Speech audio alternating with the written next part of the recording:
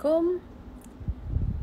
Okay, before anything else, first thing first, filter. Sebab tak kuasa nak make up. Okay. Overnya filter ni, kejap ya. Kita cari yang okay sikit. Okay. Okay, malam ni saya akan bersembang santai bersama dengan Ustaz Abid Liu. Sebenarnya ni agak last minute kita orang punya perancangan ni, tapi tak apalah. Mungkin dapat memberi manfaat dan juga inspirasi kepada semua. Kan kita pun nak cuba sebarkan benda-benda yang positif, kongsi benda-benda yang best. Okay. Off dulu phone, off pula, silent. Okay.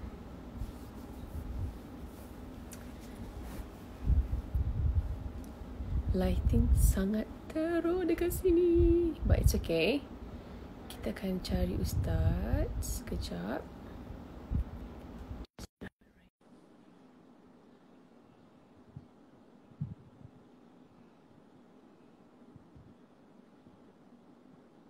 Assalamualaikum Ustaz. Waalaikumsalam warahmatullahi wabarakatuh. Sihat Nilofa? Sihat. Filter saya hilang sekejap ya. Okay. Okay. Ustaz ni first time ke Ustaz live? First time. Tak reti live kat Instagram ni. Orang Ya kampung. Okay, Oh, senang ni Terima kasih sudi live bersama saya buat pertama kalinya. Ya, Alhamdulillah. Okay Ustaz, macam mana puasa so far? Okay. Puasa cukup, Alhamdulillah. Hari kelima. Saya tengok Ustaz buka puasa dekat R&R semalam. Bawa lori buka puasa dengan driver-driver lori. Buka puasa dekat bawah lori? Itu salam pertama. Sebab semalam kan balik daripada Baling, Kedah. Okay. Lepas tu sampai yang ada cuma McDonald yang buka kan kat R&R. Okay. Lepas tu buka dekat ni lah, buka dekat bawah lori. Sebab driver lori tu dia tengah masak air, tengah saya join je tumpang. Oh, diorang tengah masak. Ustaz datang join. Happy lah diorang semua. Dengan diorang. Happy lah diorang semua. Ustaz muncul tiba-tiba join diorang buka puasa, rezeki diorang. Yelah. Nilofa datang lagi diorang seronok agaknya. Okay Ustaz. First of all, kita just recap balik our viewers ni. Selepas ada sedikit isu hari tu, Ustaz sekarang kembali membantu seperti biasa, betul tak? Ya, Alhamdulillah. So teruskan. Daripada hari tu adalah sikit-sikit ujian kan, tapi rasa sangat bahagia, seronok sebab akhirnya apa yang kita buat ni kita seronok. Contoh yang bila pergi ada beberapa tempat sampai-sampai nak masuk dalam tu tak boleh, kereta saya tak lepas, naik kereta Hilux kawan. Sampai kat dalam tu tengok ada, tak sangka kan ada orang tinggal dalam kemah kecil. Lepas tu bukan kemah kecil, macam pondok, macam kemah pun ada anak-anak kecil. Saya terus teringat anak-anak saya kat rumah, baik-baik, anak tu comel-comel, cantik. Bila tengok rasa macam sayu, sedih. Yang ni dekat Baling. Dekat Baling. Diorang pun bila saya tanya adik berapa lama dah duduk sini, diorang dah duduk setahun. Bila dengar setahun, saya kata setahun duduk macam ni, saya kerja berlawan dengan nyamuk. Nyamuk boleh tahan banyak. Ya ke? Ya tak Allah, nampak dalam kamera. Nyamuk banyak. Dia kata malam-malam hidupkan obat nyamuk. Lepas tu tengok baju-baju dia lipat, tapi lah dalam kemah kan. Dia buat tandas macam zaman-zaman dulu. Macam saya pernah masuk pedalaman, dia cuma gali-gali sikit. Dia bawa air letak dalam bekas, dia angkat sikit ada gali. Bila saya tengok tu, tapi adik-adik tu baik-baik, sabar. Rasa macam bila saya kata jom, saya sampai selalu saya tanya, jom pindah, kita cari rumah lain sewa. Biasa semua keluarga kalau kita cakap macam tu, dia macam tak percayalah. Dia bayangkan kalau sewa nanti kena bayar. So saya kata dia tak apa, saya tolong bayar insyaAllah sampai bila-bila selagi hidup ni saya bayar. Mana-mana rumah ada pun tak apa. Berapa pun kita cari je rumah mana adik nak, kita pergi. Tapi dia orang macam, tak payahlah Ustaz. Dia orang macam tak percaya sebab yelah kan selalu orang bila datang kan macam nak bawa pindah, nak tolong. Tapi kan macam susah sikit. Berapa besar keluarga dia? Keluarga dia, anak dia, adik-beradik dia 1, 2, 3, 4 orang kot, 4 orang. Jadi macam mana Ustaz boleh jumpa keluarga-keluarga macam ni? Ada orang bagi info Saya lah. saya memang ada banyak list-list yang saya dapat. Saya ada pernah sekali saya buka dekat Facebook nombor handphone siapa nak perlu pertolongan musim PKP ni kan. Sebab saya tahu dulu kalau saya ingat masa saya anak 1, anak 2, kalau 2 hari tak kerja je, saya dah tak ada duit dah. Nak beli susu anak pun tak ada duit dulu-dulu.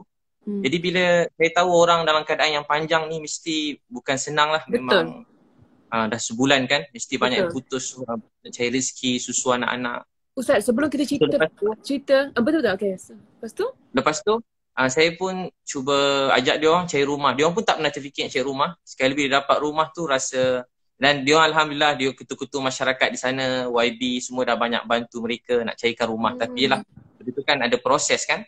Betul. Tapi alhamdulillah saya cuba, saya tak apa, saya kata bila-bila dia orang pun dah janji ada nak buatkan rumah, tapi saya kata yelah nak buat rumah musim PKP ni bukan boleh siap sehari rumah kan. Jadi saya pun bawa dia rumah sewa dan saya pun carikan katil, tilam, cari barang-barang dapur semua sekali, belikan dekat pasar raya, terus letak kat rumah. Dia ni pun last sekali ada tak video ni dekat Facebook ataupun YouTube Ustaz nanti?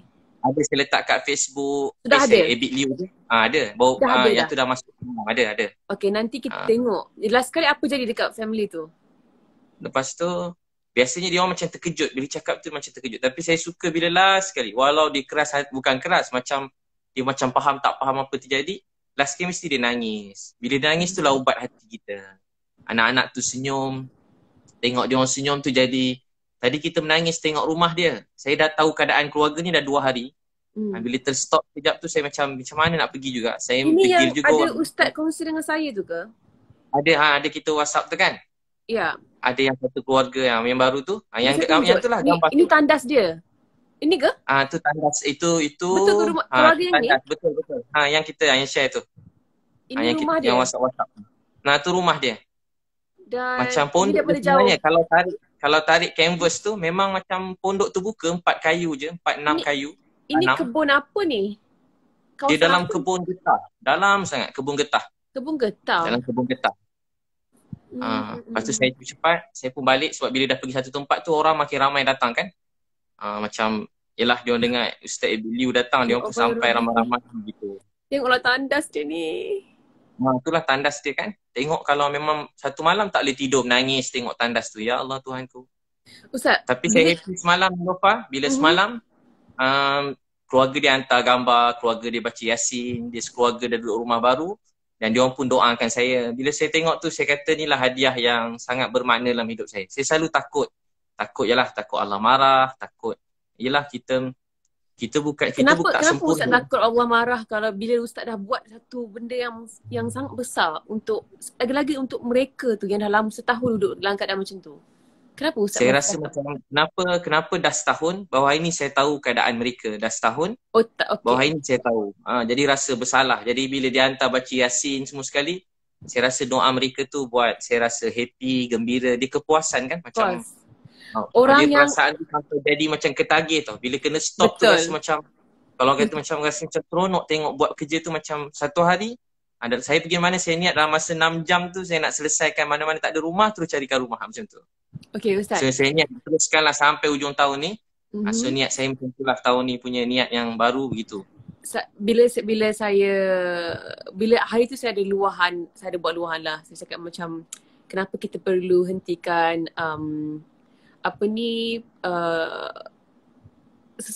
orang yang sanggup beri bantuan dalam semua bentuk, dari segi wang, tenaga, waktu dan semuanya. Macam saya cakap ke Ustaz, saya sendiri kalau saya nak bantu, mungkin most of the time saya boleh bantu hanya sekadar menghulurkan wang ringgit, tapi saya mungkin tak ada time, saya mungkin tak ada tenaga nak turun padang, nak pergi ke Baling, Kedah, nak pergi ke mana-mana tu, nak cari rumah dalam kebun getah. Saya tak ada, mungkin saya tak ada tenaga kudrat tu ataupun saya tak ada masa. That's why saya cakap macam insan seperti Ustaz ni mungkin 1 dalam 1 juta. Walau sekaya mana pun orang tersebut. Jadi that's why saya cakap kalau one day saya minta Ustaz doakan saya supaya saya juga ada boleh mampu buat seperti mana Ustaz buat. Maksudnya dan Ustaz dah buat benda ni daripada dah lama dah. Kalau mereka tu yang dapat rumah semalam tu hanya di dunia ni bacakan Yasin dan juga berdoa, dekat akhirat tu tak tahu dah apa istana yang Ustaz, yang Allah dah binakan untuk Ustaz. Jadi saya Amin. cemburu sebab apa tahu? Saya cemburu ibarat bila saya tengok Ustaz bongkar barang-barang dari lori masa the first week of PKP, masa nak bantu frontliners semua kan. Saya cakap apa tahu? Ustaz sekarang tengah berebut benda yang orang ramai tak berebut. Ibarat macam kalau ada kontes nak menang kereta Ferrari, Ustaz seorang je yang tengah beria-ria nak menang kereta Ferrari tu dekat dunia lah. Tapi kita bagi gambaran untuk akhirat tu. Faham tak? Maksudnya kalau ada kontes untuk menang istana dekat syurga, Ustaz seorang je yang kita nampak lah ni apa yang saya nampak. Tapi Ustaz, ramai sangat rakyat Malaysia lain yang membantu secara diam-diam, yang buat banyak sangat, yang beri sangat banyak bantuan. Tapi mungkin dari segala segi, maksudnya turun padang, RM1 sendiri dan juga masa tu mungkin tak ramai. Jadi ustaz dan antara mereka maksudnya ustaz dan juga mereka-mereka ini sebenarnya berebut benda yang ramai tak berebut lah. Jadi saya macam buru. Masya-Allah. Dan Nilofa pun dah banyak memberi semua sekali kan. Allah, yalah saya tahu Nilofa punya apa dipanggil? Ni lah, banyak telah memberi, berkorban, bantu ramai kat luar sana. Kita sama-sama sebenarnya, ramai yang buat, saya tumpang-tumpang je. Ustaz, tapi saya rasa macam ramai tak yang menghulurkan bantuan melalui saluran ustaz ni? Ya Alhamdulillah, mula-mula saya memang infak. Niat asalnya saya niat, saya sebenarnya pada dulu buat kerja macam ni lah. Memang daripada saya kecil, memang inilah minat saya. Pada 12 tahun. Tapi dulu tumpang orang lain, duit orang lain. Masa tu orang-orang kaya pergi mana-mana, saya beri tenaga saya lah. Saya memang pada 12 tahun, Sabtu Ahad je saya masuk kampung asli ke pedalaman, memang kerja macam membantu, berkhidmat, berkasih sayang sampai berdakwah sikit-sikit. Saya selalu bahagian tukang buat tandas masuk pedalaman. Alamak. Saya tukang bahagian masak-masak, angkat-angkat barang, beg-beg pakcik-pakcik, ustaz-ustaz tu daripada 12 tahun. Sabtu Ahad je atau cuti sekolah November, Disember je saya pergi khidmat macam NGO ke masyarakat tu lah. Tak pernah ada kat rumah. Sampai kadang mak saya pun macam sedih lah, jarang ada kat rumah. Sampai saya kat universiti macam tu juga. Setiap kali cuti SEM je, saya akan pergi pedalaman-pedalaman. Tapi bila saat Allah beri rezeki saya lebih sikit, saya rasa macam happy. Sebab saya dapat guna duit saya sendiri. Macam happy tau. Setiap kali keluar tu memang macam keluar kali ni, dalam poket tu dah keluarkan duit cash banyak-banyak kan. Nak seronok macam ulur pakcik-pakcik makcik. Dulu duit RM1, RM2 kan. Sekarang mungkin duit RM50, RM100. Dapat ulur tu macam rasa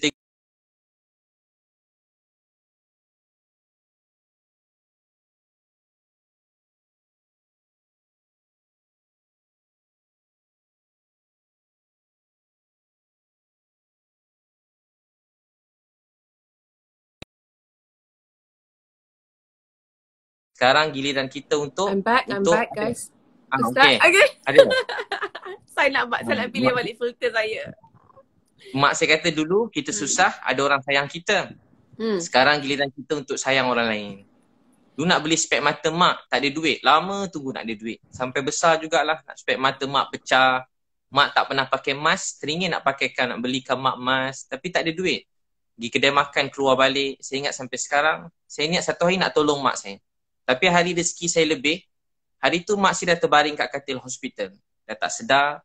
Saya pun rasa sedih, rasa macam terjatuh kat bawah bila mak meninggal, tepi katil ICU. Rasa macam tak boleh nak bangun. Sebab saya kerja kuat-kuat untuk mak saya. Saya cari rezeki nak tolong mak, tapi hari ada duit, mak saya dah tak ada. Sebab tu sampai sekarang bila saya buat tolong-tolong siapa-siapa. Apa perasaan tu Ustaz? Sebab saya sekarang kan, macam Alhamdulillah saya masih lagi ada mak kan. Tapi of course, cita-cita saya tu nak bagi banyak kepada mak saya, kepada ayah saya, kepada nenek saya kan. Banyak benda saya nak bagi. Tapi mungkin dengan keadaan saya sekarang, saya masih bekerja semua, saya tak boleh bagi lagi dengan apa yang saya nak bagi sebenarnya. Tapi kalau satu hari saya tak ada peluang tak nak kasih apa yang saya nak kasih sebenarnya kepada mak ayah saya tak tahu apa rasa tu. Jadi apa rasa tu sebenarnya? Saya rasa masa tu memang macam tak nak bangun. Tapi sampai sekarang kalau saya dapat macam hadiah ke, rezeki saya tiba-tiba dapat ke, dapat apa-apa anugerah ke daripada dulu, dapat apa-apa macam rezeki lah, apa-apa yang mengejutkan, saya selalu rasa ni mesti doa mak saya. Saya pun nangis. Family saya ada group family. Bila macam tiba-tiba macam ada apa-apa lah yang meletup sikit rezeki, bukan rancangan meletup kan, dapat apa-apa rezeki je, Tiba-tiba mesti adik-beradik kata ini kalau mak nampak mesti mak happy. Kerana abang saya letak gambar spek mata saya belikan tu mak tapi tak sempat pakai. Dia letak gambar spek tu. Saya rasa macam mak saya tengah tengok saya niat Allah beri pahala buat mak saya. Macam itulah selalu saya niat.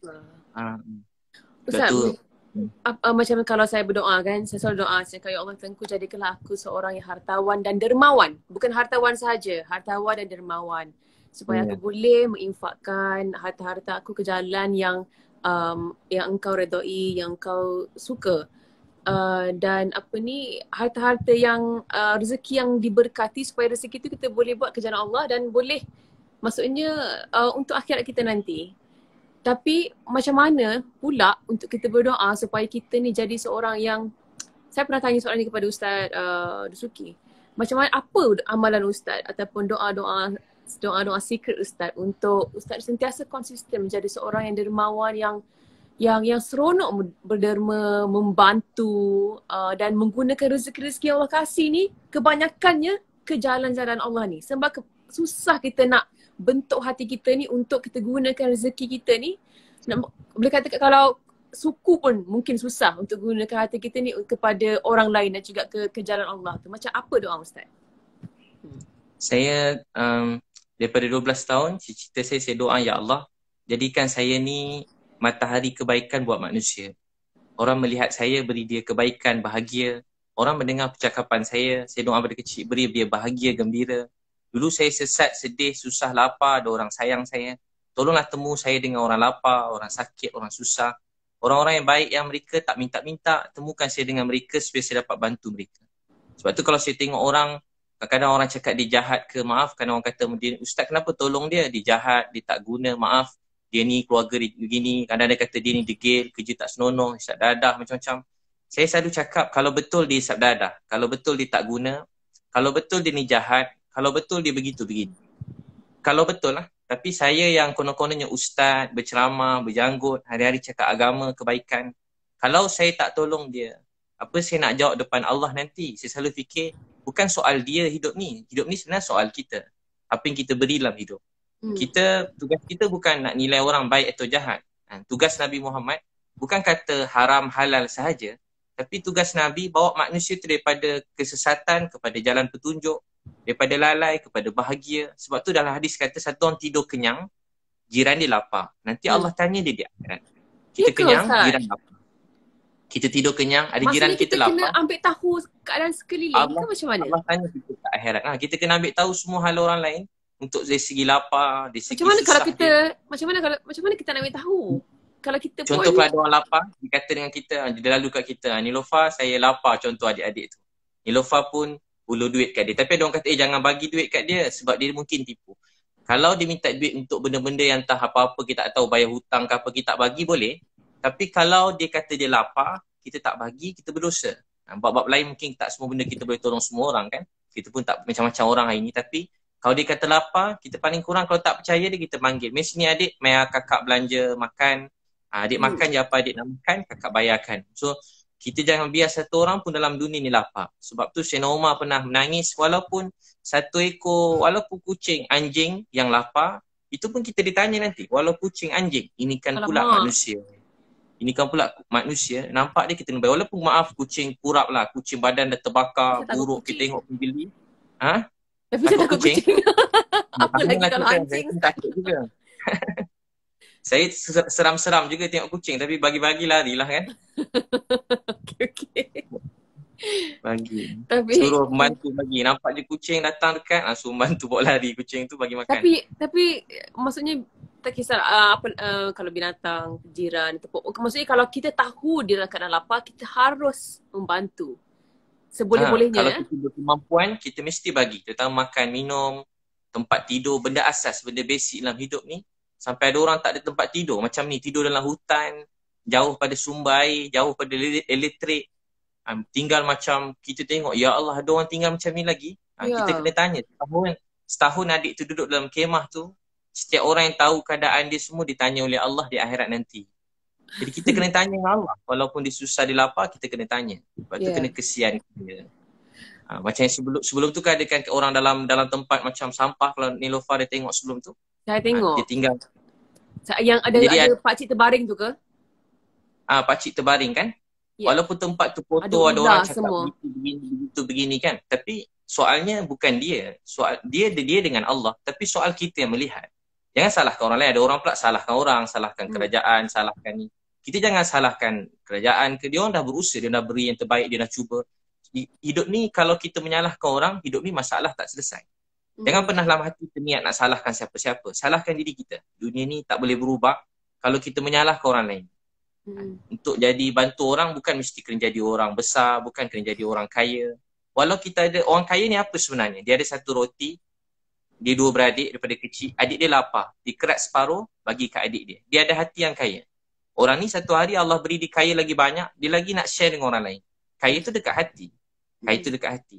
Walau kita ada semua kan, macam saya masa hari tu duit banyak. Tapi hari tu mak dah tak ada. Rasa macam duit banyak ni pun dah tak ada harga sangat. Jadi apa yang buat duit tu ada harga? Bila kita boleh bantu mak kita bantu ayah kita bantu adik kita boleh bantu jiran, boleh bagi budak-budak tepi jalan makan miskin. Bila kita menangis tengok orang susah, tu orang yang ada hati perasaan. Tapi Allah beritahu apa? Ada orang penipu dalam agama. Ara'aital ladzi yukadzibu bid-din, fadzalikal ladzi yad'ul yatim. Siapa penipu dalam agama? Dia tak suka tengok orang miskin anak yatim. Bahkan dia tak suka nak tolong orang miskin anak yatim. Bahkan dia tak suka tengok orang tolong orang miskin anak yatim. Dia geli tengok orang miskin anak yatim. I wonder who, Ustaz. Nabi nak kita bersih. Nabi bersih, wangi, sempurna. Nabi ni semua sempurna. Tapi Nabi tak geli orang yang kotor, Nabi tak geli orang jahat, Nabi tak geli orang miskin. Nabi sempurna. Nabi orang rajin, berusaha wangi. Dekat dengan Nabi, pegang sentuh Nabi je dapat wangi macam Nabi. Tapi Nabi tak pernah geli pada orang miskin. Pernah Nabi pergi pasar, Nabi peluk seorang sahabat, dia peluk pada belakang, ada kata tutup mata. Dia orang kampung, lepas tu dia macam OKU. Sahabat tu terkejut. Nabi bergurau dengan dia. Siapa nak beli budak ni? Dia kata dia gembira Nabi pegang ni. Punya ramai orang kat pasar, Nabi peluk dia. Nabi sayang kat dia. Nabi kata kamu tak terkenal di dunia, tapi kamu sangat disayangi oleh Allah. Jadi melihat manusia ni dengan rasa sayang, melihat manusia dengan rasa cinta, rasa sayang. Dan bila kita melalui hidup dengan rasa sayang, cinta, Allah sayang kita. Barang siapa tak mengasihi, dia tak dikasihi. Tengok orang miskin rasa sayang, tu tanda Allah letakkan rasa sayang tu dalam hati kita. Tu tanda sedang disayangi oleh Allah. Tengok mak tiba-tiba rasa sayang, tu tanda Allah sayang kita. Tengok adik-beradik kita rasa sayang sangat, tu tanda Allah sayang kita. Tengok orang miskin anak yatim rasa sayang, tu tanda Allah sayang kita. Macam mana kita nak bagi ada perasaan tu? Ustaz minta doa pun pula. Banyak minta doa, banyak minta tips doa ni. Jadi malam-malam kita sebut nama-nama mereka. Doa ni mendekatkan hati. Hati. Sebut nama? Nabi pesauran muhajirin ada dua perkara. Ringkas hadis dia. Pertama, Nabi sebut hargai kebaikan orang walaupun kecil. Walaupun dia buat tu kecil, ingat baik dia. Macam mana contoh Ustaz? Ingat baik. Contoh mak tengah marah. Mak kita tengah marah, kita jangan dengar marahnya dia. Mana ada anak suka dengar mak dia bebel-bebel. Tapi kita ingat, oh dia lahirkan saya, dia dulu susah payah untuk saya. Apa yang dia cakap yang lain tu kita rasa tak nak dengar sangat, kita abai. Ingat dia lahirkan kita. So pertama, ingat kebaikan dia walaupun kecil. Hargai orang. Ada orang mungkin musim macam ni, dia duduk rumah kan. Macam Nilofa, artis-artis, ustaz-ustaz banyak buat live. Hargai mereka sekarang berkongsi ilmu, hargai baik dia. Dan jangan banding-bandingkan dengan siapa-siapa. Ada orang sekarang mungkin keluarkan duit belanja untuk bantu orang lain. Dia pun sangat mulia. Ada orang macam Dr. Noh Hisham ke, dia hari-hari kena buat pagi, petang, malam sidang media hari-hari kan. Bukan dapat duit pun hari-hari kena buat sidang media, kena tanya macam-macam soalan, salah jawab boleh jadi macam-macam. Jadi kita hargai orang berkorban dia, hargai nurse. Bagus musim PKP ni, orang duduk rumah, orang jadi hargai semua orang. Orang kesian kat doktor, nurse, MA, orang kesian kat polis, orang kesian kat tentera. Ustaz, tapi balik kepada malam tadi. Maksudnya malam-malam kita sebut nama mereka ni semua. Kedua, satu terima kasih. Kedua, sebut nama dia dalam doa. Contoh. Dalam doa. Contoh ada sahabat Nabi, ditampal kat dinding. Nama-nama orang yang dia nak doakan. Contoh malam kita doa, ya Allah, saya sayang isteri saya sayang anak-anak. Saya sebut nama mak kita siapa, ayah kita. Ya Allah, saya sayang dia, sayangi dia. Ya Allah, tadi saya jumpa satu keluarga miskin, kesian. Ya Allah, saya sayang kat dia. Anak dia kecil-kecil, ya Allah, rahmatilah dia. Ya Allah, adik saya, dia ada anak. Sebut nama satu-satu. Aiman, Umairah, Afiqah. Sebut nama satu. Boleh ingat muka dia. Sebut doakan orang lain. Bila kita doakan orang, hati kita jadi dekat. Rasa sayang. Jadi bila kita doakan mereka, sebut nama, hargai, dan Allah akan campakkan rasa sayang dalam hati. rasa sayang dia kepada kita dan kita kepada dia. Rasa sayang ikhlas. Contoh daripada kecil kan, daripada kecil contoh, saya kalau tengok TV ustaz saya ajar tengok pemain bola walaupun luar negara. Doa ya Allah dia baik, dia main bola, kita terhibur tengok dia main bola. Ya Allah mudahkan hidup dia, beri dia kebaikan, beri dia hidayah. Saya pada kecil contoh, tak kecil jugalah. Tengok Siti Nurhaliza contoh dulu kan. Dia tengok kat TV, doa ya Allah dia baik, mudahkan hidup dia, beri dia hidayah. Setiap kali tengok orang doakan kebaikan. Tengok Nilofa ke kan, dekat meletup ya Allah sayangi dia, kasih dia, mudahkan hidup dia, berkati hidup dia. Tadi dah kat meletup Ustaz. Tak meletup dah. Sekarang banyak program lain mencurah-curah rezeki. Jadi kita doakan orang, hati kita jadi dekat. Walau apa bangsa, Melayu ke, Cina ke, India ke, kita patut rasa sayang. Kalau kita tengok orang mula rasa benci, sebenarnya hati kita ni ada sakit. Jadi hati ni kena diobati. Tengok orang rasa sayang. Hati kena ubat. Hati kena ubati. Maksudnya salah satu cara untuk ubati hati adalah dengan mendoakan mereka-mereka, orang terdekat, orang yang kita kenal, orang yang kita jumpa malam-malam sebelum tidur. Dan apa lagi cara kita mengubati hati kita ni Ustaz? Kita kena banyak khidmat, buat kerja-kerja yang macam orang, tolong orang. Dulu ada Imam Ghazali, dia khidmat dekat Masjidil Haram, Masjid Nabawi. Dia basuh tandas senyap-senyap je, tak ada orang pun kenal dia. Malam-malam basuh tandas, cuci hati kan. Walaupun cuci tandas sebenarnya cuci hati. Kerja-kerja yang kecil-kecil ni boleh cuci hati. Cuci pinggan, kena rajin bulan Ramadan ni. Kena walaupun benda kecil-kecil, dia buang ego kita, selipar kita angkat sendiri. Kan bila kita dah bukan kadang rezeki dah mencurah ni, kadang kita kerja yang kecil-kecil ni kita tak nak buat. Tapi kerja kecil-kecil ni dia buat kita bersih hati. Pinggan basuh sendiri, baju kan kadang basuh sendiri. Dia buat cuci hati kita sendiri. Kalau tak kita jadi macam kadang Swiss kat sebelah je, panggil anak dekat jauh-jauh, nak hidupkan Swiss kat sebelah je. Contohnya, dia selalu memberi, akan datang rahmat yang mencurah-curah. Zaman Nabi pernah sekali berlaku dia dapat hadiah macam kepala kambing, tak tahu makan macam mana kepala kambing, sedap lah agaknya. Lepas tu dia dapat mungkinlah dia dapat hadiah tu, dia bagi jiran sebelah. Lepas tu jiran tu kata jiran sebelah lagi perlu, dia bagi jiran sebelah. Sampai 7 kali pusing. Last kali dapat kat rumah yang mula-mula tadi, Abdullah ibn Umar, sampai kat rumah dia. Semua orang rasa orang lain lagi perlu, orang lain lagi perlu. Mereka sibuk menunaikan hak orang lain. Ada seorang sahabat tengah perang, dia dah nak syahid dah. Orang bawa air, sepupu dia bawa air. Dia bawa nak minum, orang sebelah menjerit. Dia kata bawa air tu bagi kat dia. Sampai orang kedua, dia baru nak minum, ada seorang lagi menjerit. Sampai ke orang ketiga meninggal. Orang kedua meninggal, akhirnya orang pertama meninggal. Sahabat ni dia ada rasa sayang dengan orang lain tu begitu dekat. Dia betul-betul sayang. Dia tak nak mana-mana orang susah, sakit, sedih. Dia ada perasaan kekeluargaan. Perasaan ni yang sekarang mulai hilang. Dan semenjak COVID-19 ni, perasaan ni mula datang. Saya sendiri pun makin kuat perasaan tu. Sebab mula-mula terjadi kan, banyak menimpa orang yang saya kenal juga yang kena COVID-19 ni. Banyak ustaz-ustaz saya dulu-dulu kecil-kecil. Ada yang terkena, ada yang kat luar negara. Kawan-kawan saya walaupun dia macam-macam, ada yang kat ICU. Lepas tu saya dengar ada doktor-doktor, jururawat yang kawan-kawan saya juga yang saya kenal, mereka ditimpa COVID-19 ni, positif COVID-19. Ramai lepas seorang-seorang.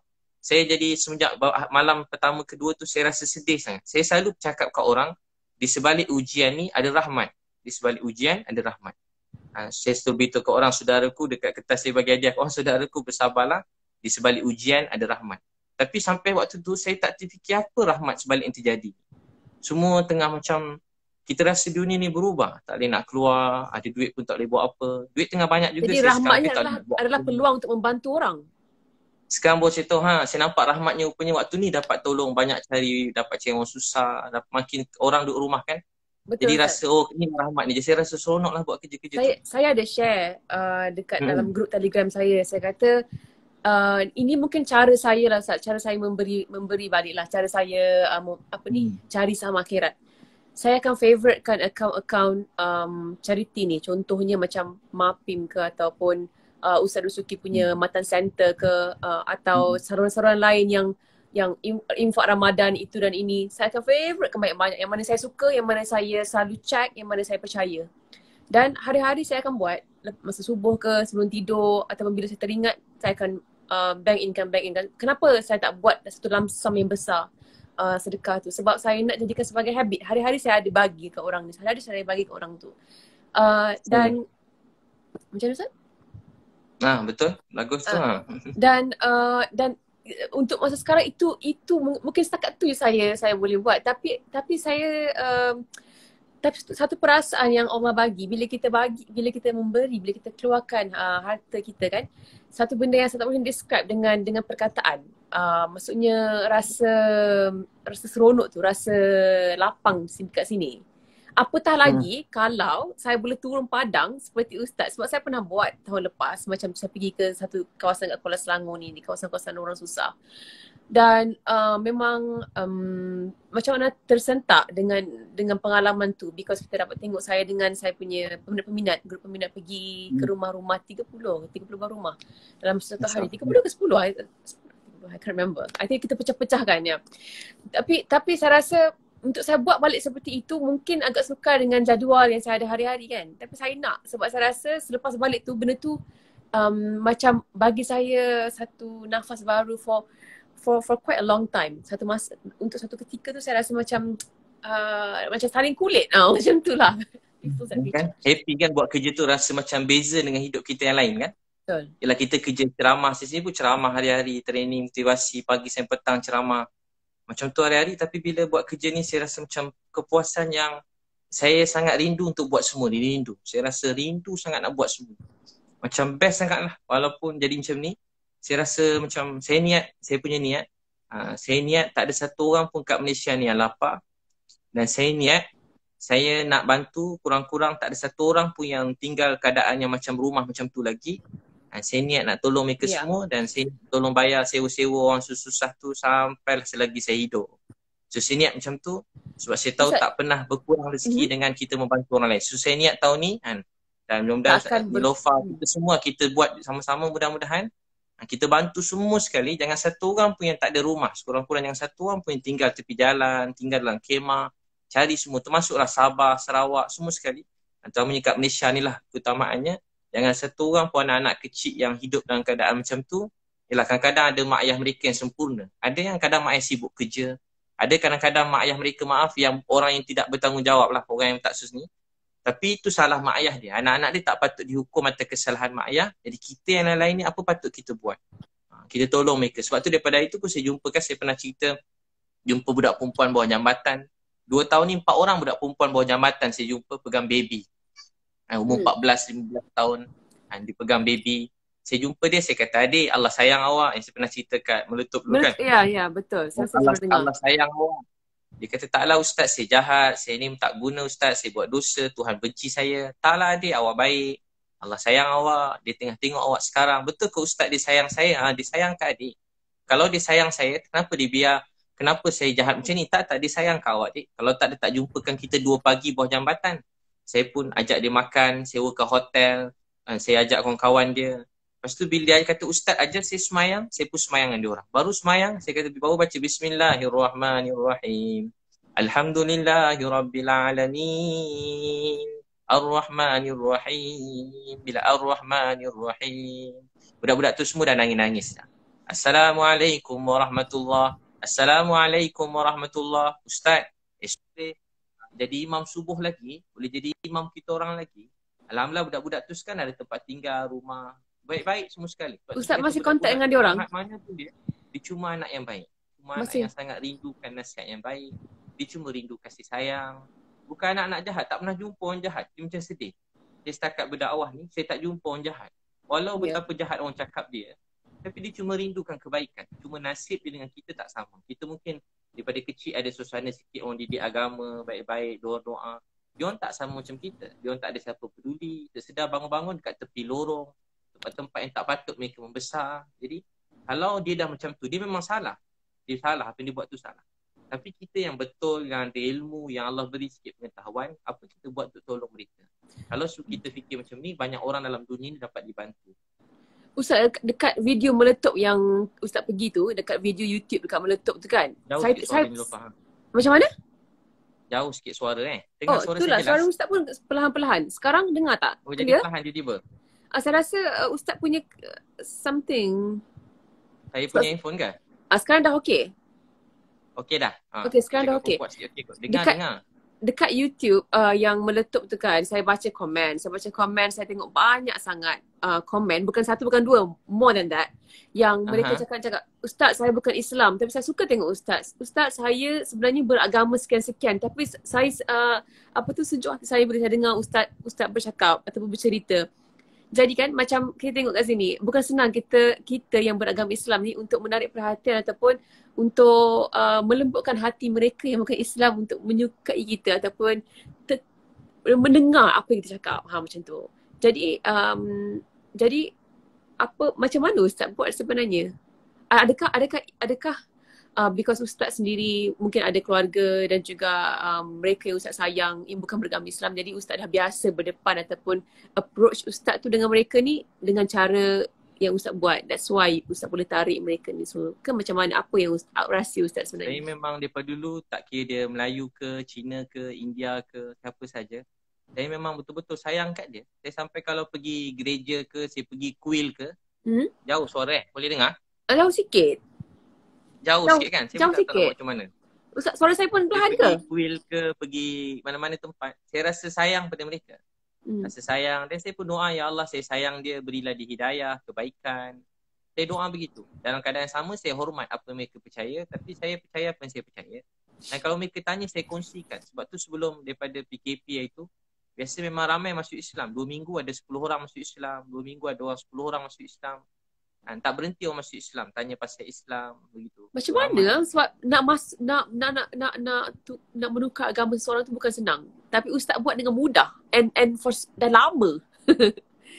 mungkin juga Ustaz. Mungkin dia orang rindu kasih sayang. Manusia ni kan cuma rindu kasih sayang, dia tengok perkara yang baik-baik. Kadang hati rasa tak tenang, bahagia, ni tak tahu apa tenang, apa bahagia. Sebab tu dakwah ni dua, satu bil lisan, satu bil hal, keadaan. Dakwah bilhal. Jadi Facebook, Instagram macam kita buat sekarang ni dakwah bilhal. Supaya manusia tengok dia rasa macam sayu, sedih, dia rasa ingin dia rasa tenang. Dia tengok kita tu rasa tenang. Sebab kita buat perkara yang baik-baik, kita rindukan kebaikan. So begitu. Doakan Nilofa, kita bantu ramai-ramai orang. InsyaAllah, amin ya Rabbal Alamin. Ustaz, dan tahun ni tak ada satu orang buka Malaysia ni yang lapar. Amin ya Rabbal Alamin. Niat dia dapat pahala dah. Walaupun belum dapat buat, mungkin tak tahu macam mana. Betul. Dengan satu orang pun tak ada tempat tidur, tak ada tempat tinggal. Dengan satu orang pun budak-budak tidur bawah jambatan lagi. Kita tolong mereka semua sebab ini tugas tanggungjawab kita semua dan kita kena doakan semua orang tanpa mengira bangsa, agama. Kita tolong semua manusia dalam dunia ni. Ustaz, macam minta maaf lah saya cakap ni. I just want to be realistic lah kan about this. Bila ada orang yang ingin ataupun orang-orang yang kurang apa cakap macam kurang happy atau kurang seronok bila tengok apa yang Ustaz buat. Macam mana Ustaz memaafkan dia? Macam saya sendiri kalau saya marah ataupun tidak menyukai seseorang, macam mana kita nak menukar hati kita ataupun nak bujuk hati kita ataupun nak tukar perspektif kita untuk kita tukar the judgement dan at least kita maafkan ataupun kalau tak maafkan pun kita tukar perasaan tu, cara kita berfikir tentang dia tu. Saya kalau paling sedih sekali Nilofa, kalau daripada dulu dalam berdakwah ni ada waktu macam sedih sangat. Sampai macam kita tak tahu nak cakap apa. Tak tahu nak cakap apa. Kalau cakap takut salah. Kalau cakap takut bergaduh. Kalau cakap takut boleh buat macam kita rasa kecewa tu tinggi kan. Sedih sangat. Jadi tahu tak apa saya buat daripada dulu, Ustaz saya ajar. Kalau sedih sangat saya tak sabar tunggu waktu malam sikit, Ustaz saya ajar. Tunggu malam sikit dah tak ada orang, cari tempat tak ada orang seorang-seorang, ambil wuduk sembahyang 2 rakaat, lepas tu cuma nangis. Antara yang doa kalau bahasa dalam surah Yusuf, ni doa Nabi Yaakob, masih hilang Nabi Yusuf. Dia sedih sangat sampai mata dia hampir buta menangis. Sayyidina Umar Khattab pun pernah jadi imam. Dia sedih sangat jadi imam, tak pakai mic. Tapi saf paling belakang dengar Sayyidina Umar menangis, baca doa ni. Apa doa tu? Dia selalu baca innama ashku basti wa huzni ilallah. Innama ashku basti wa huzni ilallah. Apa dia kata? Innama ashku basti wa huzni ilallah. Maksud dia, kalau baca maksud dia pun tak apa. Ya Allah, aku mengadu sedih susahku pada Engkau. Dalam kata Melayunya, ya Allah saya sedih. Ya Allah saya susah. Saya tak tahu nak buat apa. Ya Allah saya sedih, saya susah. Tolonglah saya. Saya sedih ya Allah. Saya tak tahu nak buat apa ya Allah. Saya serah pada Engkau, saya tak tahu ya Allah. Saya ulang-ulang cakap tu, ya Allah saya sedih, saya tak tahu, tolong. Ya Allah saya sedih ya Allah. Saya mengadu sedih saya pada Engkau. Bila Ustaz doa macam tu kan, adakah Allah akan tukar hati Ustaz terhadap orang yang Ustaz rasa marah? Kita rasa lega sebab dapat nangis ke Allah. Tu nangis kuat-kuat. Kalau saya bantai je nangis kuat-kuat. Tengok tak ada orang kiri kanan, takut orang tuduh gila pula kan. Nangis kuat-kuat. Dia cakap, ya Allah sedih. Sampai teresak-esak. Sampai puas menangis tu ke Allah. Ya Allah sedih. Lain tak Allah, rasa lepas tu ya Ustaz? Lepas kita nangis tu, yang kita tidur. Lepas tu kita bangun-bangun, kita dah rasa lega, reda. Antara doa Nabi Muhammad SAW yang paling banyak Nabi doa juga, ya Allah, mereka tak faham, tak tahu, beri mereka hidayah. Ya Allah, mereka tak faham, tak tahu, beri mereka hidayah. Kan pernah orang Taif baling batu kat Nabi kan, dekat berapa belas kilometer berdarah-darah. Malaikat semua dah marah dah nak terbalikkan orang Taif. Tapi apa Nabi kata? Ya Allah, aku mengadu yang betapa lemah dan daifnya aku pada Engkau. Ya Allah, aku yang kurang. Baik tak Nabi? Orang lain buat jahat kat Nabi, Nabi kata, ya Allah, saya yang tak pandai buat dakwah. Saya yang kurang. Antara doa Nabi, ya Allah, kalau mereka tak dapat hidayah, berilah hidayah pada anak cucu mereka. Ya Allah, kalau mereka tak dapat hidayah, berilah hidayah pada anak cucu mereka. Itu doa Nabi. Nabi cuma nak manusia ni bahagia. Nabi cuma nak semua manusia ni masuk syurga. Nabi tak gembira tengok orang susah. Hati kita sakit. Tapi kita doakan yang baik-baik. Kadang kita sedih kan, orang cakap kita. Kadang ada orang ugut kita. Kadang kena ancam bukan-bukan. Ada orang fitnah kita. Orang buat-buat cerita sendiri. Orang umpat keluarga kita. Fitnah bukan-bukan. Kita rasa sedih. Bila kita sedih, kita mengadu ke Allah. Ya Allah, saya sedih. Saya mengadu pada Engkau. Bila kita mengadu ke Allah ni, kita rasa lega. Sebab seluruh dunia akhirat ni, Allah yang punya. Dia beri pada siapa dia nak beri, dia tahan apa dia tahan. Kita tak hidup untuk orang, kita hidup untuk Allah sayang. Orang cakap apa tentang kita, tak buat kita jadi mulia, tak buat kita jadi hina. Mulia hina tu daripada Allah. Kita tak hidup untuk penghormatan orang, kita hidup untuk Allah sayang. Untuk hidup untuk Allah sayang. Kita tak, apa orang cakap, dia tak beri kesan kat kita. Saya selalu cakap macam tu. Dia pun tak pernah bagi sesuap nasi kat kita. Kenapa kita nak terlalu sedih dengan orang cakap tentang kita? Yang uruskan hidup kita, yang jaga kita daripada dulu sampai sekarang, Allah. Orang memang tak berhenti bercakap. Kadang-kadang dia suka kita, kadang dia marah kita. Tapi kita hidup untuk Allah sayang. Allah sayang. Penting kita sentiasa perbaiki niat hati kita.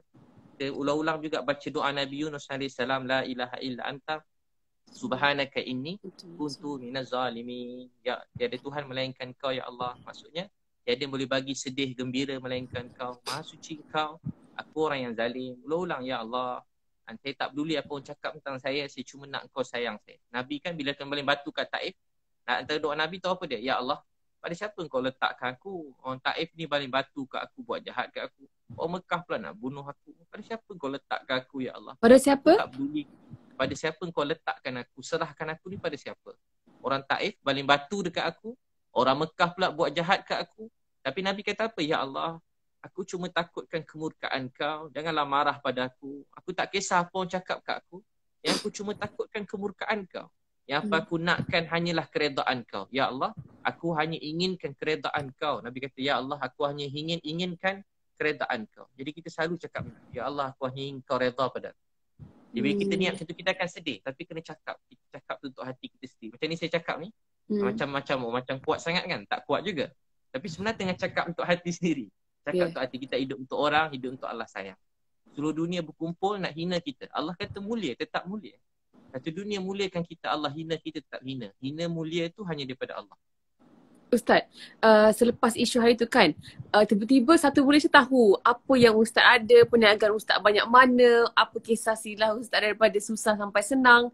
Tiba-tiba semua orang dapat tahu, oh Abid Liu ada kereta berbiji, ada rumah macam mana, sekian. Jadi sebab sebelum ni Ustaz tolong-tolong orang kat sana sini duk dakwah, apa ada rancangan TV and what not, orang tak tahu apa yang Ustaz dah berusaha ataupun ada sebenarnya. Jadi Allah mungkin buka mata ramai orang, okey sebenarnya hamba aku yang ini ni, yang kau kata-kata ni, yang kau tak tahu ini, ada, aku dah berikan rezeki sekian. Jadi mungkin Ustaz boleh ambil peluang ni, kita tengah live ni, cerita sikit kisah Ustaz yang daripada susah sangat dahulu sehingga sekarang, dan macam mana Ustaz boleh apa ni, how do I say, macam bagi semangat dan juga bagi inspirasi kat kita semua, saya dan juga mereka yang menonton ni untuk menjadi orang yang hartawan dan dermawan? Daripada kecil bila saya masih tingkatan 1, pernah ada 7 orang kawan saya masuk Islam. Bila kawan saya masuk Islam, dia perlu memang kerja berdakwah je semangat kan.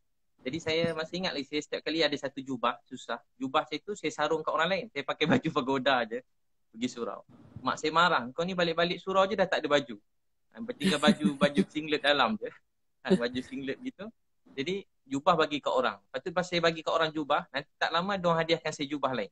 Ya ke? Dulu ada orang Pakistan jual kain tu, dia bagi hadiah jubah yang kurta terbelah tu, dia bagi saya jubah tu, kurta tu kan. Apa, gamis baju yang terbelah Pakistan.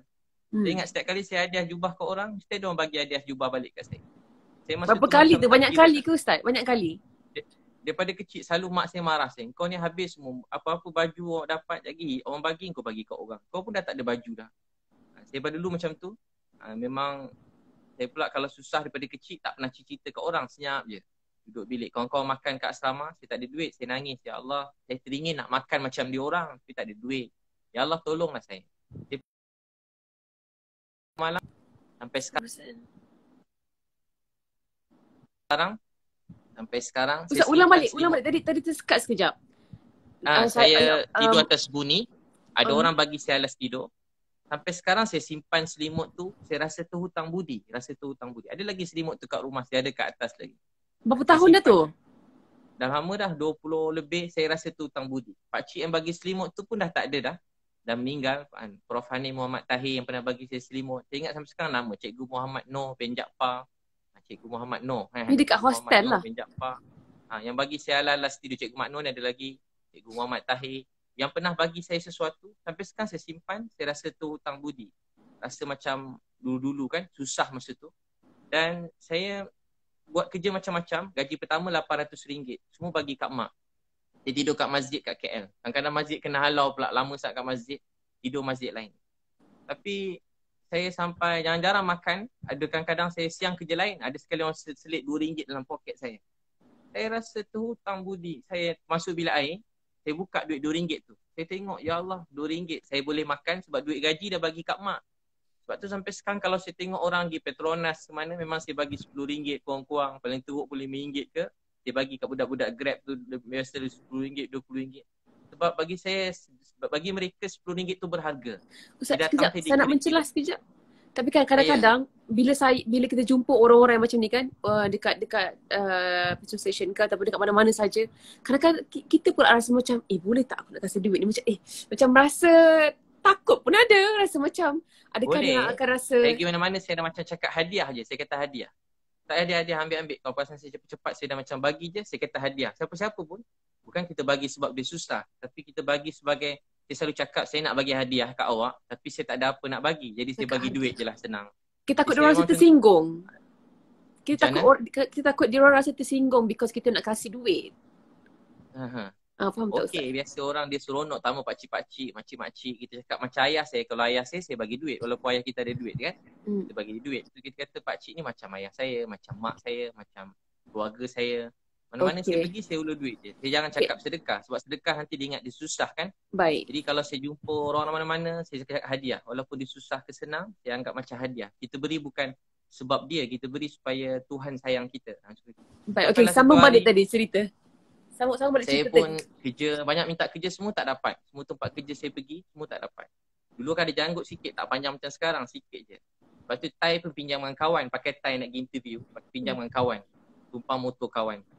Banyak tempat saya pergi interview semua tak dapat. Ada yang campak resume. Jadi kenangan. Sebab tu kalau orang marah kita yang kecil hati, adik-adik muda-muda kan, satu hari dia jadi kenangan dalam hidup kita. Buat kita lebih bersyukur dan lebih menghargai orang lain.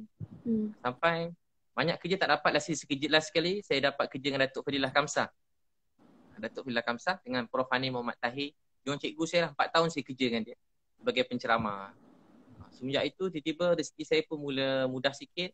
Kerja ceramah, ingat lagi bagi ceramah pada bos-bos Shell ni. Tapi saya naik apa tau, naik motor buruk, parking jauh-jauh. Sebab nak ceramah pasal motivasi. Kita motor buruk, lesen pun tak ada. Saya ambil lesen dah lambat, dah tua-tua orang ambil lesen. Kalau polis tahan tinggal motor-motor sekali. Sebab tak ada duit. Tapi satu hari saya mula ada program kat radio IKIM sikit. Lepas tu saya buat apa semua jadi. Saya mula berniaga, tiba-tiba tu kata semua jadi mudah. Dan mudah dapat program training corporate yang besar-besar kan. Semua bayar program team building kan, mahal-mahal juga. Program tu boleh tahan juga ratus-ratus ribu juga begitu program. Jadi tak berhenti program. Program 3 hari dapat sekian, tak berhenti. Sampai ke dulu ke kerajaan pun kementerian, seluruh kementerian tu datang kursus dengan saya 3 hari. Ustaz cari ke mereka yang datang? Masa tu awal-awal saya cari, lepas tu saya ingat lagi saya pergi present dulu, banyak tempat siap. Saya kena marah. Saya punya presentation tu kena campak kena dilambung, datuk-datuk tu lambung dekat tong sampah dulu-dulu. Tapi kemudian tu rezeki mencurah-curah, tak berhenti-berhenti dah. Dan saya pun saya ingat lagi, sebab tu saya suka buat sendiri. Saya hantar buku, banyak syarikat buku, maafkan masa tu tak nak buku saya.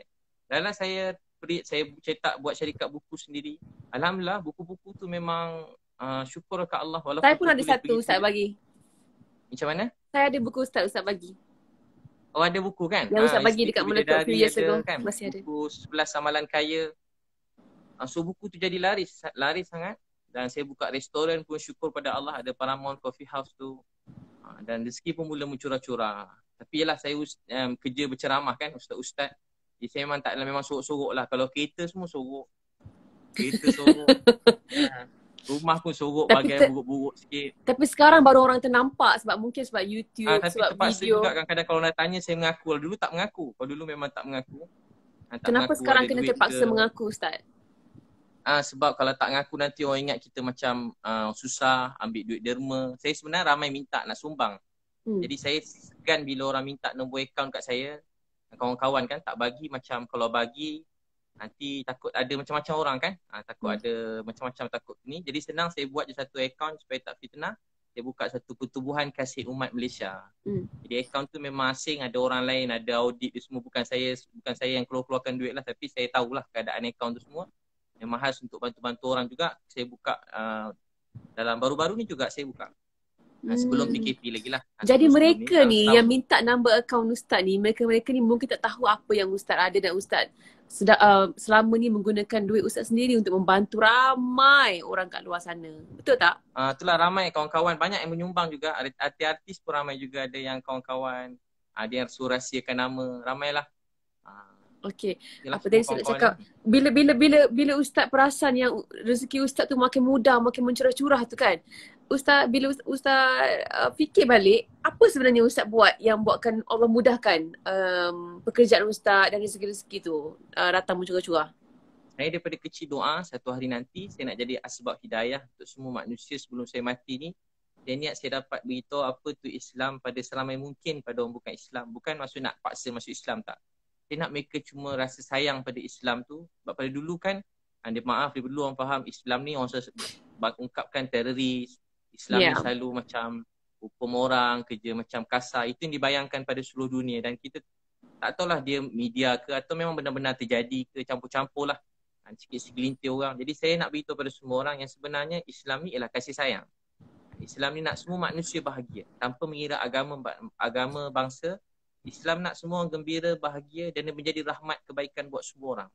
Walau pada orang jahat, maaf, walau pada pelacur, maaf, walau pada orang yang orang kata tak guna, penagih dadah, dia boleh ubah semua orang. Dan saya setakat ni kalau jumpa siapa-siapa, ramai yang berubah. Yang ikut saya tolong sekarang, syukur ke Allah. Ada yang ramai abang-abang yang dia tak pernah semayang. Yang ramai bantu-bantu dah makin ramai ni. Ada yang tak pernah, walaupun dah umur, maafkan, walaupun orang hebat-hebat dah, orang kaya-kaya juga hebat-hebat, tapi dia dah lama tak semayang, dah lama tak puasa. Tahun ni kali pertama semayang, kali pertama puasa. Alhamdulillah. Saya tak paksa pun, dia ikut tiba dia rasa dapat. Ramai begitu, jadi macam rasa terharu, rasa bahagia. Tu saya buat macam tu lah. Saya buat program keluarga sunnah, memang ramai. 7,000 orang datang. Nanti jemput datang ni lepas InsyaAllah. InsyaAllah. 7,000 orang, Ustaz, baru 7,000 orang datang. Khusus sehari seminar. Satu event 7,000 orang? Satu event 7,000 orang. Itu pun dah berapa dah tu? Apa yang ramai yang nak bercerai, tak jadi bercerai. Macam mana? Itu pun dah berapa dah Ustaz dapat kumpul daripada satu event? Dan duit tu juga yang Ustaz dapat bantu mereka ramai bagi rumah, sewa rumah. Itu kata orang kadang ingat macam sewa dewan murah kan. Dah tentu kalau saya buat event, saya buat macam konsert juga. Pentas macam konsert. Kurang-kurang 200,000 juga persiapan apa tu? Lampu-lampu. Lighting and all that, 200,000. Orang kadang bayangkan sewa dewan 10,000. Ya, Macam dewan ratus-ratus kahwin ribu zaman for dulu sure, kan. ya. Tak ada, bukan. Dewan sekarang paling kurang harga harga 120,000. Kalau dewan maib yang besar sekarang jadi tempat PKP ni, Ya. COVID ni. Jadi dewan semua sekali. Tapi memang banyaklah dapat. Kalau bayangkan kalau begitulah. Kalau 7,000 orang, seorang RM100 kan. Jadi dah 700,000 kan. Betul. Dah RM700,000. Yelah. Satu hari punya program. Alhamdulillah.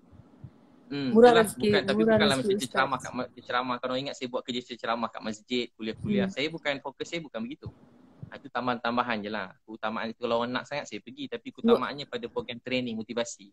Semoga lebih ramai anak-anak Melayu ataupun rakyat Malaysia, anak-anak Islam lain dekat di Malaysia ni yang akan menjadi orang kaya raya yang dan juga orang yang dermawan dan yang boleh membantu ramai yang lain. Ustaz tahu tak, kalau tadi Ustaz punya doa Nilofa pun orang paling kaya juga ni dalam Malaysia kan? Masya Allah, saya masih lagi bekerja Ustaz untuk jutawan yang kaya ni kan? Membantu saya sampai luar negara semua sekali. Tahniah Ustaz, cakap pasal luar negara dan juga saya sebenarnya kan Ustaz, saya 5 tahun lepas masa saya pertama kali pergi ke New York, masa tu pertama kali saya nak keluar, saya sampai daripada airport sampai dekat rumah, dekat apartment saya sewa for 1 month, 1 bulan saya sewa.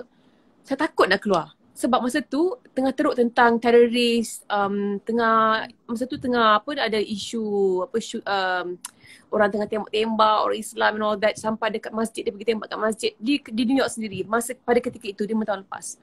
Dan saya sampai seorang diri di New York dan masa tu saya nak keluar dekat New York Center sendiri, saya takut macam mana orang macam manakah tanggapan mereka ni terhadap saya, perempuan yang bertudung sorang-sorang jalan dekat New York. I was really scared, sangat-sangat takut. Memang berdebar lah Ustaz. Tapi saya kuatkan hati saya, cakap, you know what, Allah akan jaga aku. Tapi kalau betul lah aku kena attack ke kenapa ke, dan kita redha lah.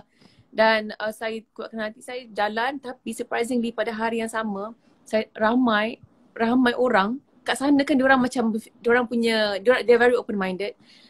Ramai ni orang yang bukan Islam, orang yang berkulit hitam, orang Mat Salleh yang tegur saya yang macam, oh you look so beautiful, yang tegur, and then dia orang pandang tudung tu bukan sebagai simbol macam nak cakap, macam mungkin satu fashion ke ataupun berlainan dengan mereka yang lain ke. Jadi itu juga merupakan salah satu inspirasi ataupun the moment saya tersentak, di mana saya cakap, you know what, bila saya pakai tudung, bila dekat Malaysia, bila saya pertama kali pakai tudung, saya ingat lagi ada beberapa brand yang di sini yang tak nak bagi saya pinjam baju. Dia kata kami tak represent mereka yang bertudung. Maksudnya orang yang pakai tudung tak boleh pakai baju-baju saya, macam itulah ibaratnya. Jadi disebabkan tu saya menggunakan pentas fashion ini untuk berjihad ataupun berdakwah. Saya cakap, aku nak meletakkan orang Islam yang menutup aurat, yang pakai tudung di pentas antarabangsa. So aku nak pergi ke event-event yang di mana semua orang yang tak bertudung, aku ada kat situ bertudung. Aku nak muncul di majalah-majalah yang tak pernah keluar orang pakai tudung. Aku nak jadi orang pakai tudung. Sebab aku nak tunjuk yang orang Islam mampu juga berada setaraf dengan mereka yang bukan Islam. Ada banyak orang Islam yang dah muncul dan dah pergi ke tempat tu, tapi mungkin mereka tak bertudung. Tapi ni merupakan simbol orang Islam perempuan kan, untuk orang wanita. Jadi saya memilih cara inilah sebenarnya, tapi saya tak pernah bercerita ni secara terang-terang kepada mereka, kepada ramai orang, sebab saya tak nak cerita kongsi selagi saya tak capai apa yang saya nak. Tapi memandang kita tengah bercerita pasal ini, saya nak Ustaz doakan saya supaya. Tapi tahniah Nilofa, tahniah. Sebab memang hadis Nabi SAW kan, bang siapa bekerja kuat untuk bantu orang miskin, anak yatim, dia sedang berjihad. Saya selalu tanya kat anak-anak, siapa nak berjaya? Semua angkat tangan. Siapa nak kaya? Kalau tanya sekolah, semua dah tak nak angkat tangan. Siapa nak jadi terkenal? Semua tak angkat tangan. Macam berdosa kalau terkenal. Siapa nak jadi hebat? Semua dah tak nak. Sebenarnya saya selalu beritahu kat ceramah-ceramah anak muda. Penting jadi kaya. Penting jadi terkenal. Penting jadi paling maju. Kalau boleh paling terkenal dalam dunia. Paling kaya dalam dunia. Paling jadi pemimpin yang paling hebat dalam dunia. Supaya kita menjadi contoh untuk ramai manusia dalam dunia. Tapi bukan maksud kita hina orang lain. Nasib orang beza-beza. Tapi kalau ada kemampuan rezeki Allah, jadi yang paling terkenal, jadi yang paling kaya. Bukan nak bawa orang kepada kita. Kita nak bawa orang kepada Tuhan, dan kita nak orang kenal Islam ni apa dia, dan kita nak semua manusia bahagia. Tak semua orang diberi rezeki macam Nilofa jadi terkenal. Betul. Saya nak orang kenal Islam melalui saya. Betul. Jadi memang penting gunakan semua apa yang termasuklah media semua ni untuk manusia dekat dengan Allah SWT. Masa hidup kita ni suntuk singkat, tapi apa sahaja yang kita ada, kita kerahkan gunakan untuk kebaikan. Jadi Nilofa sedang berjihad. Bukan senang nak pergi luar negara, nak bertudung kan. Bukan senang. Nampak cantik, nampak takut, best. Seram, macam-macam ada pandangan orang kan. Betul. Saya bawa isteri kalau jalan-jalan, bukan kata masuk jadi apa, masuk apa-apa yang Nilofa buat ni, hebat-hebat ni. Baru berjalan dekat mana-mana luar negara, bawa isteri pun saya dah, orang kan pandang, pergi ke airport kan. Saya pakai ni kan, Burdah pula. Memang mana-mana kadang dia orang bebel-bebel, kita faham pula dia bebel-bebel kadang, mana-mana negara lah tak sebut. Dia tengok pun dia macam rimas jugalah kan. Ustaz, saya pernah kena banyak kali. Begini jadi orang hebat, tahniah supaya orang tengok orang Islam ni dia orang bukan benci sebab dia salah faham tentang Islam. Jadi siapa nak bagi dia orang faham kita? Rupa bertudung, ubah pandangan mereka. Orang yang tutup aurat, bertudung, pakaian yang baik, rupanya boleh menjadi contoh buat semua manusia dalam dunia. Betul. Saya selalu cakap, orang kata tak penting terkenal. Saya tanya adik-adik suka siapa contoh kan? Adik-adik suka orang, contoh anak-anak kita kan, anak yang muda-muda kan, semua nak jadi macam orang Korea contohnya. Jadi tak salah kan, tak salah. Tapi sebab apa dia orang suka? Sebab dia nampak Korea tu terkenal. Jadi sebab tu kita orang Islam kena jadi terkenal supaya jadi contoh yang baik. Supaya esok kita dah makin tua, anak-anak kita dia nak ikut siapa? Oh, dia ikut Nilofa pakai tudung contohnya. Muslimah yang baik pakai tudung terkenal. Jadi dia ada contoh yang baik. Dia ikut Nilofa, dia ikut Siti Nurhaliza, dia ikut siapa-siapa yang maksudnya semualah artis yang baik-baik menjadi contoh yang baik. Jadi, Nabi SAW bersabda, barang siapa mulakan satu kebaikan, diikuti oleh orang ramai, sampai kiamat dapat pahala pada orang yang mulakan. Jadi kalau Nilofa mula jadi pakai tudung, dan orang ramai orang-orang yang memang dunia ni bukan dunia bertudung, bukan salah dia, suasana dia. Tapi dia tengok Nilofa, oh rupanya nak cantik, nak terkenal, nak jadi orang hebat, dengan bertudung pun boleh. Jadi salah satu ruang buka. Bukan maksud yang tak bertudung, mereka semua orang baik. Cuma semua orang ada kebaikan masing-masing. Kita doakan semua orang baik-baik. Cuma kita nak, apa kita dapat buat, kita syukur. Jadi kita doakan semua orang jadi contoh yang baik. Dan dalam keadaan sama, kita hormat agama orang lain, kita hormat pandangan orang lain, begitu. Ustaz, saya tak pasti kalau live ni akan tertutup dengan sendiri, akan off selepas 1 jam. Boleh tolong komen tak? Adakah akan terputus selepas 1 jam live ni? Sebab kita dah sampai 1 jam sebenarnya. Mungkin kita yang terakhir Ustaz mungkin ada pun yang nak tidur awal, nak bangun tahajud kan. Jadi satu benda lagi saya cakap. Saya tak selalu tengok Ustaz selalu puji isteri Ustaz. Dengan tak malunya Ustaz macam bidadari saya bersemua secara terang-terangan. Dan saya selalu bercakap tentang cara Ustaz melayan ataupun memuji buatkan isteri Ustaz rasa istimewa ni dengan saya punya family ataupun adik-beradik saya. Dan lepas tu tadi timbul lagi sekali tentang isu ni. Bukan isu lah, macam perbualan ini kan. Jadi saya cakap macam ni lah sebenarnya yang kita patut orang lelaki Islam sepatutnya buat. Kalau kita perbezaan orang yang ada pegangan agama, orang lelaki yang ada pegangan agama, dia akan tahu bezakan macam mana nak appreciate kasih sayang untuk isteri tu. Jadi apa mungkin nasihat Ustaz kepada kemuncak agama ini ialah takwa. Kemuncak takwa akhlak, kemuncak akhlak berbuat baik terhadap isteri. Nak tahu seseorang tu baik atau tak, bagaimana dia bercakap dengan isteri dia, bagaimana dia melayan isteri dia, bagaimana dia berbuat baik terhadap isteri dia, itulah Islam. Ustaz saya dulu cakap, walau kita kat luar mungkin orang panggil kita ustaz, mulia. Saya cakap diri saya lah, saya selalu cakap tu untuk diri saya. Ceramah makin main. Tapi kalau macam mana saya cakap dengan isteri, kalau saya kasar, saya tak layan dengan baik, maknanya agama tu belum masuk dalam diri saya, dalam rumah tangga saya. Di kemuncak agama seseorang bukan masa dia kat luar depan orang, dekat ceramah mana-mana. Bagaimana dia melayan keluarga dia. Kalau dia isteri, dengan keluarga, dengan anak-anak, dengan mak ayah, itulah Islam dalam diri kita. Sebab tu Nabi bersabda, yang terbaik di kalangan kamu, nak tahu orang tu baik ke tidak, bagaimana dia, orang yang paling baik ialah orang paling baik terhadap isteri. Aku, Nabi SAW, ialah orang paling baik terhadap isteri. Jadi, bagaimana kita melayan isteri, itulah Islam dalam diri kita. Jadi orang selalu nampak kalau jadi orang Islam ni kena kasar ke isteri, Ada orang buat isteri macam hamba. Ada yang kat luar baik. Masuk rumah disepak isteri, terbang bawah meja, terbang atas kat terbang. Habis mengamuk jadi kasar. Asal dengan isteri je jawab telefon dah jadi kasar. Jadi sebenarnya bagaimana kita bercakap dengan isteri itu Islam. Bagaimana kita cakap dengan mak ayah kita itu Islam. Bagaimana kita cakap dengan anak-anak itulah Islam. Islam, pahala. Satu ayah perlu anak. Nabi kata kamu sayang anak ni ya Rasulullah. Ya. Nabi bersabda kamu perlu anak, rahmat Allah mencurah-curah pada kamu. Jadi bila kita sayang perlu keluarga, anak mencurah-curah rahmat ke atas bapa rahmat tu. mencurah. Bila tengah sedih ada masalah hidup, sempit, perlu anak. Perlu isteri, perlu suami, perlu mak ayah. Jadi rahmat Allah mencurah-curah. Tapi kalau tengah marah, kita marah lagi anak. Ramai orang kat luar, hidup dia kelang kabut. Dia fikir kenapa kelang kabut? Oh, rupa-rupa dia tak ingat masa sebelum ke rumah. Tadi dia maki anak dia. Dia maki isteri dia. Isteri pun tak boleh jawab sebab isteri dia lemah. Tak boleh jawab. Sebab tu doa yang dilihat oleh Allah, doa orang yang lemah. Selalu lemah ni isteri kat rumah. Isteri kuat mana pun, tapi kalau suami dia marah, dia jadi lemah juga. Termenung, dia sakit kepala dia, jadi teruk. Jadi, orang-orang yang macam ni nampak tak ada kuasa. Isteri, anak-anak kan macam tak ada kuasa nampak selalu dalam ni. Tapi orang macam ni kalau mereka berdoa sesuatu untuk suami, untuk keluarga, rezeki itu berkat. Sebab tu saya selalu sebut, orang yang sayang isteri dia, hormat isteri dia, jaga kepercayaan isteri dia jadi urus dengan baik, nanti Allah beri rezeki dia mencurah-curah. Sebab tu kalau suami nak sesuatu, isteri dia nak, jadi cepat dapat. Tapi kalau suami dia nak, isteri dia tak nak, biasa lambat sikit dapat. Jadi sebab apa? Sebab satu hati dalam keluarga.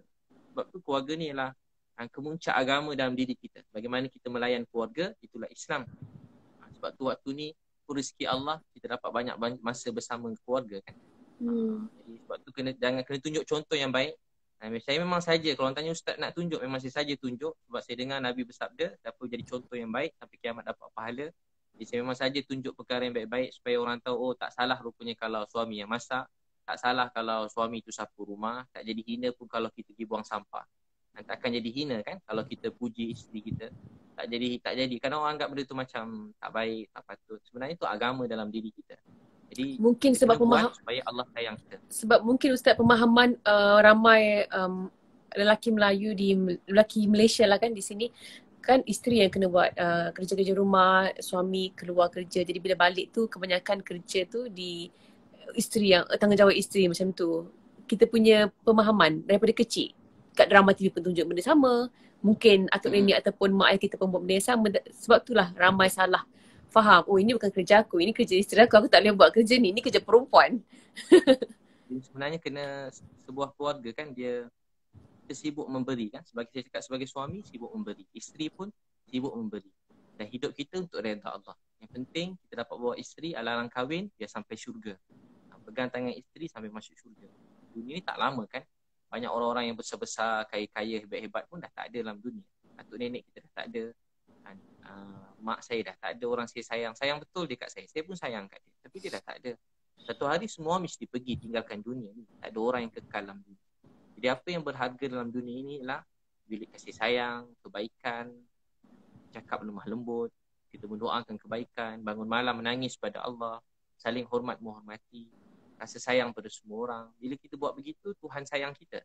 Kita sayang pada semua orang. Pertama keluarga kita. Mulakan daripada rumah tangga, dengan jiran-jiran. Kita banyak mengalah. Tak jadi hina kita memaafkan. Riwayat Bukhari, ada orang masuk syurga. Sifat dia apa? Memaafkan. Sifat dia apa? Memaafkan orang lain. Dia ingat dia tak ada amal lain. Rupanya dia memaafkan orang. Itulah. Terima kasih Nilofa. Semoga Allah terima. Kita doa sama mudah-mudahan Allah terima kita. Ya awal al-awwali. Baik. Terima kasih banyak-banyak Ustaz. Semua ilmu. Ya akhir al-akhirin. Ya zal quwwatil matin wa ya rahimal masakin. Ya arhamar rahimin. Ya Allah Tuhan kami yang sangat sayang kami. Tak ada siapa yang pernah sayang kami seperti mana Engkau sayang kami. Ya Allah, ampunkan dosa-dosa kami, mak ayah kami, isteri kami, keluarga kami. Pandang kami kasih sayang belas rahmat-Mu ya Allah. Kami tahu ujian ni sebab Engkau sayang kami. Tolonglah ya Allah COVID-19 ni Kau angkatkanlah ya Allah. Kau hilangkan ya Allah. Kau sembuh sihatkan, kembalikan kami seperti hidup kami sedia kala ya Allah. Bantu orang miskin, anak yatim ya Allah. Ada orang lapar, susah kat luar sana. Makan kenyang, tidur lena, ada orang susah. Maafkanlah kami ya Allah. Kami tak tahu berapa baki masa kami yang tinggal. Gunakanlah sisa-sisa hidup kami, baki hidup kami untuk bantu sampai mungkin manusia dalam dunia. Ya Allah, satukah hati kami yang kasih sayang. Semua orang baik ya Allah. Maafkan kami yang tak baik. Maafkan kami. Orang baik-baik ya Allah. Satukah hati yang kami kasih sayang. Satukah hati kami seluruh rakyat Malaysia ni. Seluruh dunia ya Allah dengan kasih sayang. Ya Allah, Nabi Muhammad dah tak ada ya Allah. Kami rindu kat Nabi ya Allah. Ya Allah, Nabi Muhammad SAW dah pergi, ya Allah. Ya Allah, kami rindukan Nabi. Ya Allah, kami cerita pasal Nabi. Biar akhlak kami tak macam akhlak Nabi. Maafkanlah kami, jangan tolak kami. Ya Allah, maafkan. Kami cuma nak Engkau redha, sayang kami, bantu kami. Ya Allah, bantu orang miskin dan yatim, ya Allah. Ya Allah, bantu orang miskin dan yatim, ya Allah. Maafkanlah kami. Kami lemah dan kami mengadu pada Engkau, ya Allah. Tolonglah kami. Ya Allah, mudahkan berkat ke rezeki kami, beri kami kekayaan di sisi. Supaya kami dapat bantu mungkin manusia dalam dunia, jadikan matahari hidayah. Orang melihat kami dapat kebaikan Islam. Orang mendengar kecakapan kami, lihat tingkah laku kami, beri mereka Islam. Wahai Allah, bantu kami sungguh, jangan tolak kami. Ya Allah, satukan hati kami kasih sayang. Mudahkan hidup kami, berkat ke rezeki kami. Beri kami menjadi sumber matahari hidayah buat semua manusia dalam dunia sampai kiamat. Wahai Allah, rahmatilah kami. Yang sakit kau sembuhkan, yang sedih kau bahagiakan, ada masalah kau pemudahkan. Ya Allah, bantu kami semua, ya Allah. Bantulah kami, ya Allah, rahmati kami, hajat-hajat kami yang baik dunia akhirat kau kabulkan. Yang Rasulullah Alhamdulillah. Itulah, mudah-mudahan ramai tengok 51,000, 60,000 Alhamdulillah. Orang nak tengok. Mudah-mudahan jadi asbab kebaikan untuk kita semua. Amin ya rabbal alamin. Terima kasih banyak Ustaz. Terima kasih banyak. Semoga live yang pertama Ustaz ni dapat memberi manfaat dan inspirasi kepada banyak orang, insya-Allah. Amin. Mudah-mudahan kan. Mudah-mudahan jadi asbab kebaikan hidayah. Terima kasih sekali lagi saya cakap. Bila video-video Ustaz yang membantu orang tu membuka mata hati saya dan juga mata saya untuk ada satu cita-cita baru. Cita-cita baru iaitu menjadi seorang yang dapat membantu seperti Ustaz.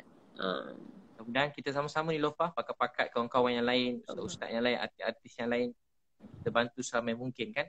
Mana tahu kita orang biasa-biasa, tapi mudah-mudahan sebab doa-doa orang miskin, doa-doa anak yatim, doa orang susah-susah ni, anak-anak kecil yang terbiar. Mudah-mudahan sebab doa mereka kita dapat sesuatu di akhirat nanti, mudah-mudahan. Amin. Lupa pun teruskan semua kebaikan, kebajikan semua sekali. InsyaAllah. Ustaz doakan saya ya. Amin. Jumpa lagi. Terima kasih Ustaz. Selamat berpuasa. Oh, kan tak pandai. Okay, bye.